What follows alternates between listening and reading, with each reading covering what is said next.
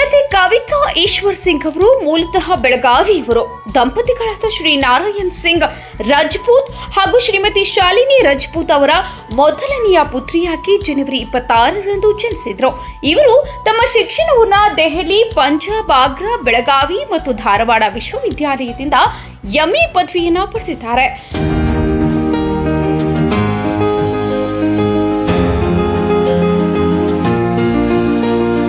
ಹೆಣ್ಣು ಮಕ್ಕಳ ಧ್ವನಿಯಾಗಿ ಸ್ತ್ರೀ ಪರವಾದ ಅನೇಕ ಕೆಲಸಗಳಲ್ಲಿ ತೊಡಗಿಸಿಕೊಂಡು ಸಮಾಜದಲ್ಲಿ ಹೆಣ್ಣು ಮಕ್ಕಳು ಸ್ವಾವಲಂಬಿ ಆಗಬೇಕು ಎಂದು ಕಳೆದ 10 ವರ್ಷದಿಂದ ಅನೇಕ ಕಾರ್ಯಕ್ರಮಗಳನ್ನು ಹಾಕಿಕೊಂಡು ಹೆಣ್ಣು ಮಕ್ಕಳು ದುಡಿಯುವ ಮಾರ್ಗವನ್ನು ಸೃಷ್ಟಿ ಮಾಡಿದ ಕೀರ್ತಿ ಇವರಿಗೆ ಸಲ್ಲುತ್ತದೆ.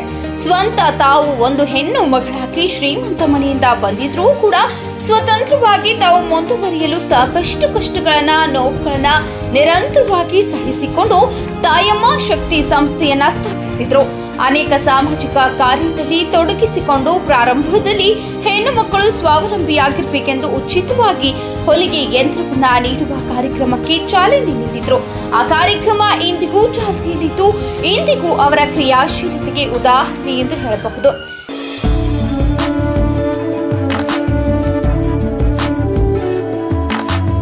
ಎಸ್ಎಸ್ಎಲ್ಸಿ ವಿದ್ಯಾರ್ಥಿಗಳಿಗೆ ಗಣಿತ, ವಿಜ್ಞಾನ ವಿಷಯಗಳ ಉಚಿತ ಬೋಧನೆಗೆ ಅವಕಾಶ ಕಲ್ಪಿಸಿದ್ದು. ಆಗ ಸುಮಾರು 106 ವಿದ್ಯಾರ್ಥಿಗಳು ಇದರ ಪ್ರಯೋಜನ ಪಡೆದಿದ್ರು.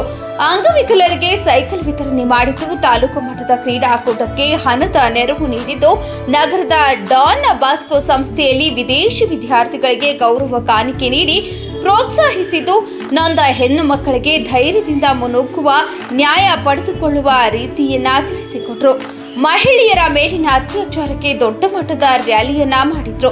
ಸರ್ಕಾರದ ಗಮನ ಸೆಳೆಯುವಲ್ಲಿ ಪ್ರಮುಖ ಪಾತ್ರವನ್ನ ವಹಿಸಿದ್ರು. ರೈತ ಪರ ಹೋರಾಟದಲ್ಲಿ ಸಕ್ರಿಯವಾಗಿ ಪಾಲ್ಗೊಂಡು ಅವರೊಡನೆ ನಮ್ಮ ಸಂಘ ಸದಾ ಇರುತ್ತದೆ ಎಂದು ತಿಳಿಸಿದ್ರು.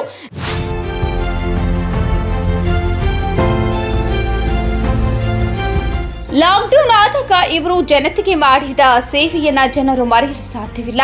ಅವರ ನಿಷ್ಕಲ್ಮಶ ಸಾಮಾಜಿಕ ಸೇವೆಗೆ ಬಹುಶಃ ಸಾಮಾಜಿಕ, ಧಾರ್ಮಿಕ, ಶೈಕ್ಷಣಿಕ ಹಾಗೂ ಸಾಂಸ್ಕೃತಿಕ ಸೇವೆಯನ್ನ ಗುರುತಿಸಿ ಸಮಾಜ ಸೇವಾ ಭಾರ್ಗವ ಪ್ರಶಸ್ತಿ, ಅಕ್ಕ ಪ್ರಶಸ್ತಿ, ಸಮಾಜಮುಖಿ ಮಹಿಳಾ ಸಖಿ ಪ್ರಶಸ್ತಿ, ಶ್ರೀನಿವಾಸ ಸೇವಾ ಪ್ರತಿಷ್ಠಾನ ಪ್ರಶಸ್ತಿ, ಕಿತ್ತೂರು ರಾಣಿ ಚೆನ್ನಮ್ಮ ಕಿತ್ತೂರು ಶ್ರೀ ಪ್ರಶಸ್ತಿ, ಕಾಶ್ಮೀರದಲ್ಲಿ ನಡೆದ ಸಮಾಜ ಸೇವಾ ರಾಷ್ಟ್ರೀಯ ಪ್ರಶಸ್ತಿ ಸಮಾರಂಭದಲ್ಲಿ ರಾಜ್ಯದಿಂದ ಆಯ್ಕೆಯಾದ ಇವರಿಗೆ ಸಮಾಜ ಸೇವೆ ರಾಷ್ಟ್ರೀಯ ಪ್ರಶಸ್ತಿ, ಎನ್ಜಿಒ ಕಡೆಯಿಂದ ಮದರ್ ತೆರೇಸಾ ಪ್ರಶಸ್ತಿ ಸಂದಿರುವುದು ಇವರ ಸಾಮಾಜಿಕ ಕಾಳಜಿಗೆ ನೀಡಿದ ಕನ್ನಡಿಯಂತಿದೆ.